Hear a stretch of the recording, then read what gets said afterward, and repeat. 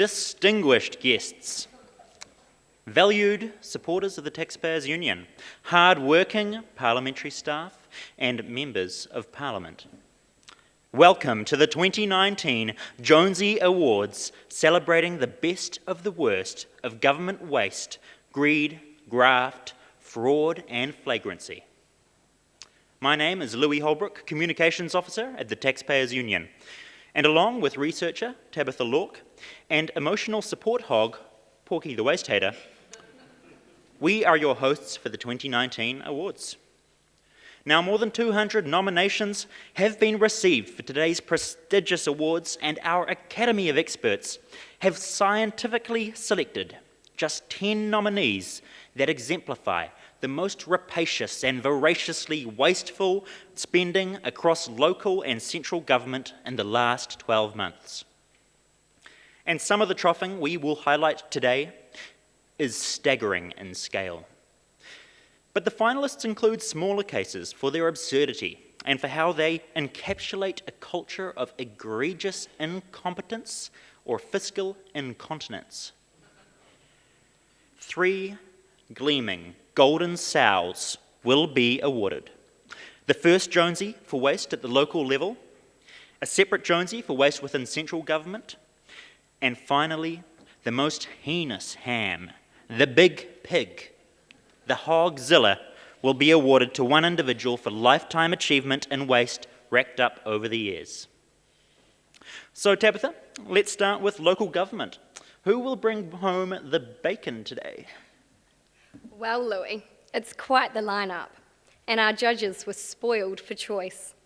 Firstly, though, before we announce the finalists, an honourable mention to the 3 faces of local government waste that have recently haunted ratepayers here in Wellington. First, the City Council slapped ratepayers in the face with a $74,000 5-metre mutant hand statue to sit above the city's civic square. The Taxpayers Union then exposed Porirua City Council for its $98,000 spend on a rebrand, culminating in a new icon for the city, a disturbed and demented smiley face. Nothing says, "Welcome to Porirua," quite like this. And finally, Greater Wellington Regional Council hit rock bottom with its $6,000 spend on a man in a crayfish costume. Some would say this council's shellfish. But on to the nominations proper. The first official nomination for the local government category is Ōraki Local Board for creativity and gardening grants for mansion owners and Tinder lessons for the elderly. Plush property owners in New Zealand's wealthiest suburbs of Remuera, Ōraki and Mission Bay are being given ratepayer-funded grants of up to $2,000 each for tree planting. Who knew that those struggling homeowners in the leafy suburbs needed a gardening aid package? But should we be surprised? This board has form. Our sister group, the Ratepayers Alliance, discovered it had swiped right on the ratepayer-funded online dating workshops for the elderly. And our second nomination today is Palmerston North City Council for its $391,000 corporate welfare payment to Toyota New Zealand. That's right. The City Council coughed up the ratepayer-funded handout to the world's largest car manufacturer, which declared profits of $22 billion American dollars last year. This was after the company hinted that it might move its New Zealand head office out of Palmy. Now, the decision was made in a closed-door meeting and was only blown open after the Taxpayers Union put its foot down. This dog of a handout had ratepayers saying bugger. Third in the local government category is Wellington City Council for spending $21,750 studying bike lights. The Lycra lobby lit up when the City Council funded not 1, but 2 studies into different brands of bicycle lights. 61 types of bike lights were reviewed for battery runtime, light output, ease of charging, lighting modes, and water resistance. Clearly, the lights are on at Wellington City Council. But is anybody home? And fourth up, we have Auckland Transport for its $1.3 million ride-sharing flop. Step aside Silicon Valley. Auckland Transport has an idea. Imagine an app that you can use to dial a car to pick you up. Ingenious. Unfortunately, no one told Auckland Transport this idea already exists, and so unsurprisingly, this AT local app, trialled in Devonport, has gone nowhere. For every $2.50 trip, the ratepayer subsidy is $41, which means it would be easier to just book an Uber. The app was meant to reduce congestion, but a survey shows it's mainly used by cyclists and former bus users and former walkers, so clearly it's ratepayers being taken for a ride. And the last nomination for the local government Jonesie is a joint nominee for the council's fighting climate change with air miles. This does seem like an odd strategy, but local councils across the country collectively spent $2.4 million on international flights in just 1 year. Auckland Transport flew business class to a low-emissions vehicle workshop in Madrid. Nelson Mayor Rachel Reese visited a yet-to-be-built climatorium in Copenhagen, and Whangarei ratepayers flew 11 art museum staff business class to look at architecture in Vienna. And yes, all three of these councils have declared a climate emergency. While all of our nominations sparkle today, only one can take home the gilded ham. Porky? And the winner of the Jonesie Award for Waste in Local Government is Palmerston North City Council's $391,000 welfare payment to Toyota. Congratulations, truly impressive, but we must collect ourselves, for we now appraise the shining stars of central government, some of whom walk these very halls. But first, we'll address the dead elephant in the room, Phil Twyford's delivery of Kiwi Build, which earned an honourable mention. It certainly did turn out to be a waste of money, time and attention, but the judging panel mercifully agreed to spare Kiwi Build a nomination, citing the "stop kicking it's already dead" clause. So on to our official nominees. First up is Local Government Minister Nanaia Mahuta. Part of what we do here at the Taxpayers Union is to make sure politicians like Ms. Mahuta are doing their jobs. She is paid a salary of $296,000 to represent ratepayers. So we asked, since she's been the minister, how many ratepayer groups has she met with or spoken to? The answer? None. Not even one. That's like the Minister of Health never talking to a patient. It seems Nanaia Mahuta is happy to make life easier for council fat cats, but not the people who pay their wages. And second, we have the Energy Efficiency and Conservation Authority for giving a low emissions grant to oil energy. Now, how is that? Well, a $65,000 low emissions vehicle grant was given to the Inter-Islander so it could install electric vehicle chargers on its ferries. There's one small problem. If you think about it, the chargers get their energy from the boat's emissions-spewing bunker oil engine. Meanwhile, other emissions grants from this fund totaled $4.5 million and were pure corporate welfare given to companies like The Warehouse, New World, and Vector. And third in the central government category is, it's actually the big shot herself, Prime Minister Jacinda Ardern, for her fuel price inquiry hypocrisy. Now, the Prime Minister says that Kiwis are being ripped off at the pump, and we agree. But she wasn't sure why the price was so high, so she asked the Commerce Commission to commit to a multi-million-dollar investigation. There's only one catch. The Commission wasn't allowed to look at the effect of the government's taxes on petrol. So while the companies are challenged for taking this much in profit, Jacinda Ardern still gets to take the 50% of your petrol bill that's tax.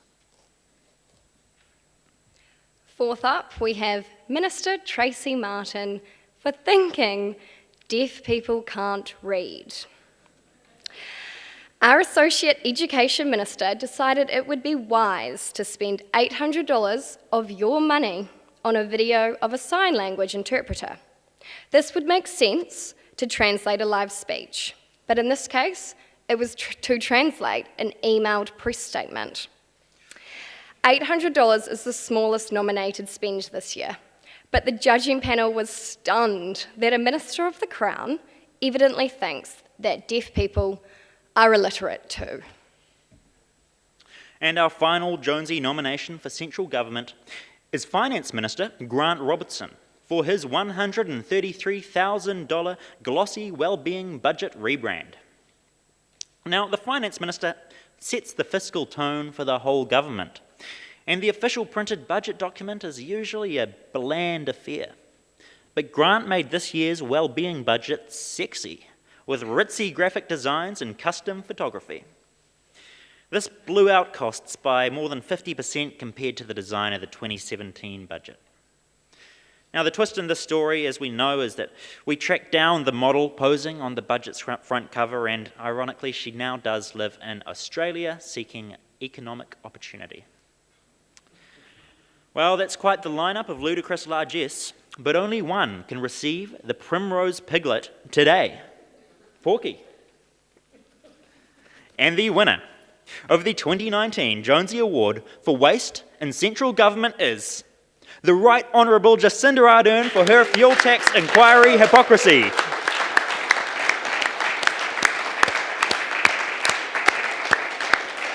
Okay. We now come to the highlight of these ceremonies, the moment we've all been waiting for. The most horrendous hog, the Lifetime Achievement Award. Now, our winner, who is backstage with us today, has earned the award through feats new and old. He was arrested 33 times as a protester in the 60s and 70s, before running for the mayor of Waitemata City in 1983, where he unexpectedly won. After literally losing the mayoral chains twice, he was voted out in 1989, and he then failed to get elected as MP for West Auckland, failed to get elected as Auckland Mayor, failed to get elected as Auckland Mayor again, failed to get elected as MP for Wellington Central, before in 1993 finally finding the one group of voters who would accept him, the generous and forgiving folk of Invercargill. He famously explained his approach to public life, saying, "I don't care where as long as I'm mayor." But he still wanted more. The very next year, he ran for Parliament again for New Zealand First, failed, got voted out as mayor, ran for Parliament again for the Legalised Cannabis Party, failed, and finally charmed his way back into the Invercargill mayoralty in 1998, where he has remained ever since. By this stage, our winner has become a household name, meaning he's been able to supplement his ratepayer-funded mayoral salary with a range of celebrity gigs, and gets even more taxpayer gravy from his position as ambassador for the Southern Institute of Technology and director of Invercargill Airport. Recent highlights under his mayoralty are almost too numerous to count. In 2015, he needed new Christmas lights, so he flew 4 council staff to China, only for them to bring home lights that didn't even meet New Zealand safety standards, despite one of the staff being an engineer. A new set of replacement lights set back ratepayers a cool $250,000. Mayor Tim also has the honour of driving the country's most expensive mayoral vehicle. When his gleaming black Chrysler was pranged in 2015, it didn't matter because he just got to get the new model. Expenses for his offices for his office this term include $3,000 on maintaining his Chrysler, nearly $20,000 on books, which are mostly about himself, that he gives out to other people. Then there's the $2,600 spend on donations to private charity, the $8,000 spend on conference fees, $1,800 at the local liquor shops, and we swear this one's true, $3,200 on custom-made wristbands saying, "I met the mayor." This year, Mayor Tim was finally honoured as Sir Tim. And today, his year gets even better as he enters the pantheon of great troffers alongside last year's inaugural Lifetime Achievement winner, Shane Jones. So Tim, come on out. The winner of the 2019 Jonesie Lifetime Achievement Award for Excellence in Government Waste is Invercargill Mayor Sir Timothy Richard Shadbolt.